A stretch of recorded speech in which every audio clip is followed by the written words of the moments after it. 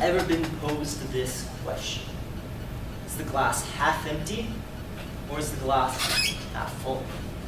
I'm sure all of you have. I see some nodding, a little bit of smiling over here in the audience. And so what does this mean for you? By answering the question, yes, I think this glass is half full, you're generally seen as an optimistic person.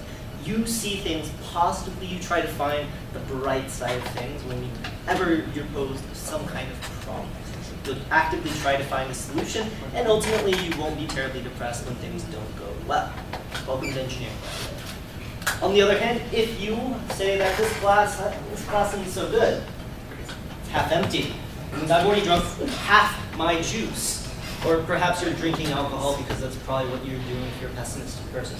Either way, it means you generally don't see the bright side of things. You give up very easily, and maybe that's not the best thing. But whether or not your disposition is glass half full, glass half empty, that's really not the issue here. The issue is this glass. Is it half full? Is it half empty? And many of you may have actually heard this, but I believe that this glass is neither half full or half empty. It is actually just twice as big as it means to be. I am an engineer. You're an engineer. You're an engineer. You're not an engineer. I'm sorry. You're an engineer. You're an engineer.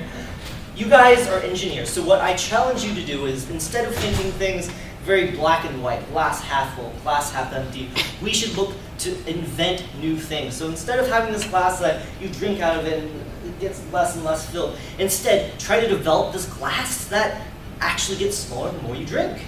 Wouldn't that just be great? Then it's never half full, half empty, but you tip it over and then, well, shit. But on the topic of inventions, a lot of you guys have given these speeches, and this is what you do. You're like, oh God, hand gestures. Come back here. I propose we get magnetic gloves. You put both poles on the same side, and so if you try to do this, you do We are Georgia Tech. We are not limited by, is the glass half empty? Is the glass half full? We'll come up with a way so that the glass is always full.